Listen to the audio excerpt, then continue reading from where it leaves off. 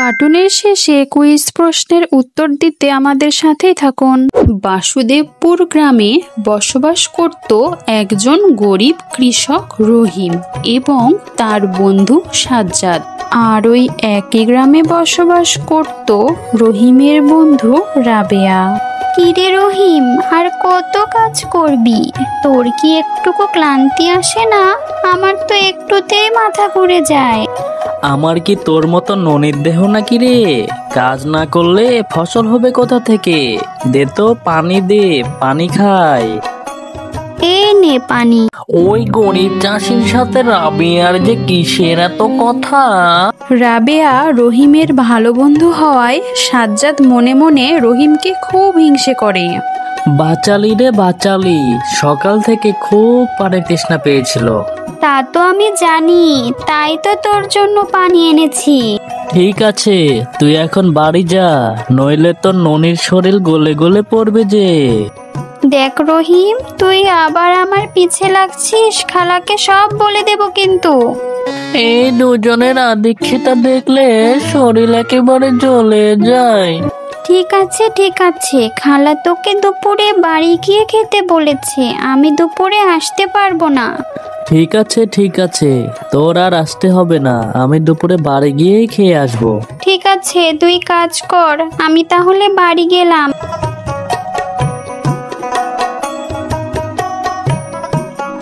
এই রহিমের একটা ব্যবস্থা করতেই হবে। এই দুজনের আদিক্ষেতা আমার আর সহ্য হচ্ছে না।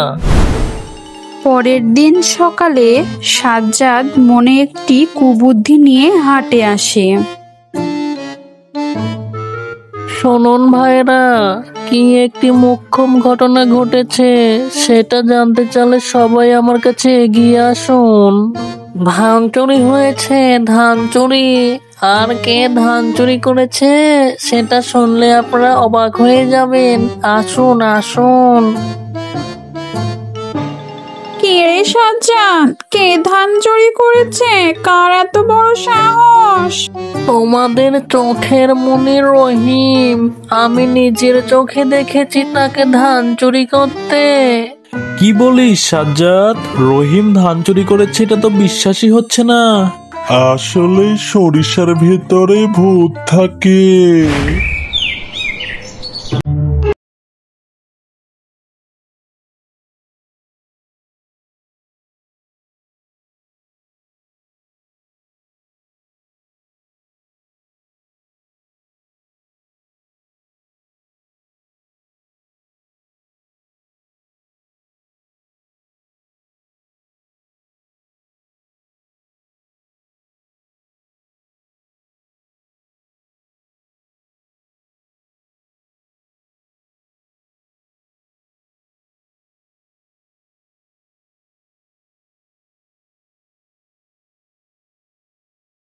কেউ বলেছে।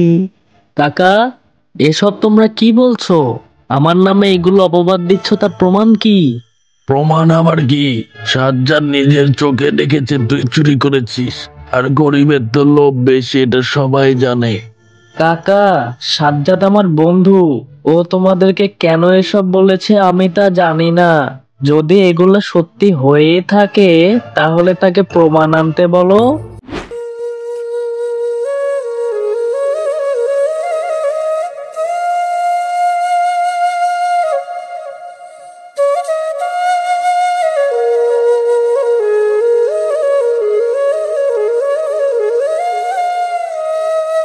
কিরে রহিম, তোকে কখন থেকে খুঁজছি, আর তুই এখানে বসে আছিস?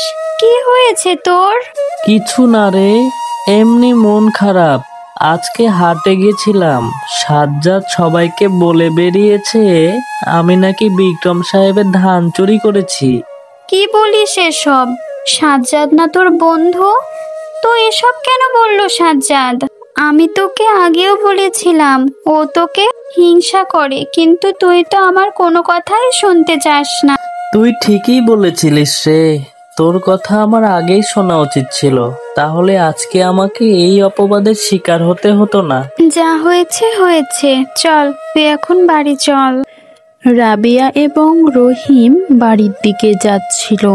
গিয়ে শুনতে পেল পরের দিন নাকি বিচার বসবে। পরের দিন সকালে সাজ্জাদ মোড়ল সাহেবকে নিয়ে আর এলাকার সবাইকে নিয়ে বিচার বসায়। তাহলে ধান চুরি কি রহিমই করেছে? তার প্রমাণ কি? প্রমাণ আবার কি? রহিমকে ধান চুরি করতে সাজ্জাদ নিজের চোখে দেখেছে।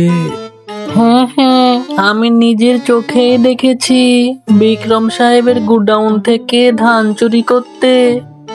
তুই যে মিথ্যে কথা বলছিস না, তার প্রমাণ কি? আমি জানি তুই রহিমকে হিংসে করে এসব করছিস। হ্যাঁ হ্যাঁ, রাবিয়ার কথাতেও যুক্তি আছে। সাজ্জাদ ছাড়া তো আর কেউ রহিমকে ধান চুরি করতে দেখেনি। কাকা, আমি কোনো ধান চুরি করিনি, বিশ্বাস করো। আমি নিজের চোখেই দেখেছি, তাও আমার কথাকে বিশ্বাস করছেন না মোড়ল কাকা।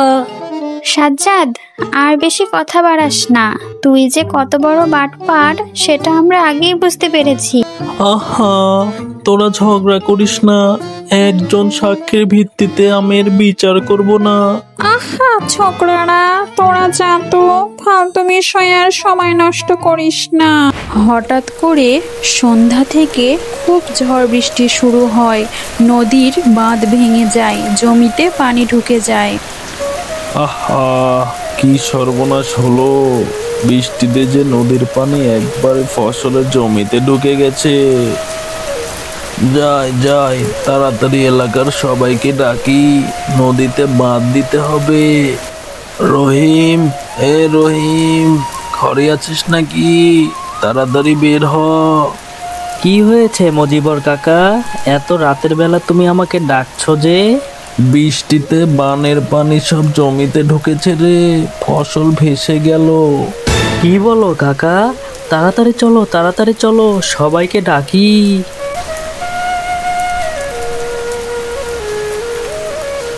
কিরে বাবলু, গফুর কাকা, তোমরা সবাই কোথায়? তাড়াতাড়ি এসো, তাড়াতাড়ি এসো। কি সর্বনাশ হয়ে গেল! বানের জলে যে আমাদের ফসলের জমিগুলো সব ভেসে গেল।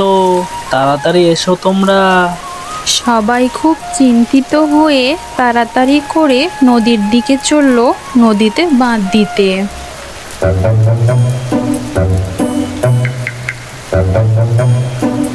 কি বিপদ এলো রে!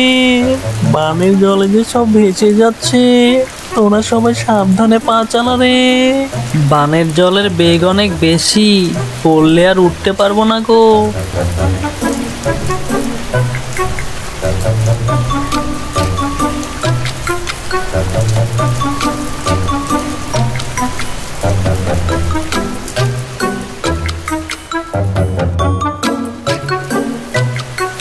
আল্লাহর দোয়ায় কালকে বৃষ্টিটা থামলেই হয়। ঠিক বলেছ কাকা, বানের পানি যে হারে বাড়ছে, যদি বৃষ্টি না থামে তাহলে এই বাদে কিছুই হবে না। তা ঠিক আছে, চলো এখন বাড়ি যাই, নইলে জ্বর সর্দি বাঁধবে। বাড়ির দিকে যেতেই হঠাৎ সাজ্জাদ পা পিছলে নদীতে পড়ে যায়। বাঁচাও বাঁচাও, নদীর পানির যে অনেক বেগ, আমি যে তীরে পৌঁছাতে পারছি না। কিরে সাজ্জাদ, তুই কিভাবে পানিতে পড়লি? একটু তীরের দিকে আসতে চেষ্টা কর, আমরা সবাই তোকে ধরছি। হায় হায়, কি সর্বনাশ হলো রে! গফুর কাকা, আমাকে বাঁচাও কাকা, আমি ডুবে যাচ্ছি, আমি আর পারছি না কাকা। বাঁচাও আমাকে তোমরা কেউ, আমি ডুবে যাচ্ছি, আমি আর পারছি না। তুই কোনো চিন্তা করিস না বন্ধু, দাঁড়া আমি আসছি। রহিম নিজের জীবনে বাজি রেখে পানিতে ঝাঁপ দিয়ে সাজ্জাদকে বাঁচায়। পরের দিন আবহাওয়া স্বাভাবিক হয়ে যায়, তাই মোড়ল কাকা সহ সবাই নদীর বাঁধ দেখতে আসে। বাহ বাহ, আমাদের গ্রামের মানুষে আমাদের গর্ব। হ্যাঁ হ্যাঁ, আমাদের গ্রামের মানুষেরা মিলে আমাদের গ্রামটিকে বানের হাত থেকে রক্ষা করেছে। হ্যাঁ হ্যাঁ, তোমরা যে যাই বলো, রহিম কিন্তু সেরা, রহিম সুপারস্টার। কিরে সাজ্জাদ, এ যে ভূতের মুখে রাম নাম। তোমরা যে যাই বলো, মোরল কাকা, আমি তোমাকে একটা কথা বলতে চাই। হ্যাঁ, কি কথা বলবি, বলে ফেল। কাকা, রহিম কোনো ধান চুরি করেনি। আমি রহিমের উপর রাগ করে রহিমকে মিথ্যা অপবাদ দিয়েছিলাম। কিরে, তুই তো ভালোই বদমাস, তুই মিথ্যা অপবাদ দিয়েছিস, এর শাস্তি তো তোকে পেতেই হবে রে। কাকা, কাল রাতে রহিম আমার জীবন বাঁচিয়েছে। আমি তখনই বুঝতে পেরেছি রহিম আমার প্রকৃত বন্ধু। আমাকে ক্ষমা করে দাও কাকা। রহিম, তুইও আমাকে ক্ষমা করে দিস ভাই। ঠিক আছে ঠিক আছে, আর ক্ষমা চাইতে হবে না। তুই নিজের ভুল বুঝতে পেরেছিস, এতেই আমরা খুশি। সবাই সবার ভুল বোঝাবুঝি মিটিয়ে নিয়ে একে অপরের সাথে মিলেমিশে বসবাস করতে লাগলো। আজকের কুইজ প্রশ্নটি হলো, বলো তো বন্ধুরা, সাজ্জাদ রহিমকে কিসের অপবাদ দিয়েছিল? আর বন্ধুরা, আমাদের কার্টুনটি ভালো লাগলে চ্যানেলটি সাবস্ক্রাইব করে দিও।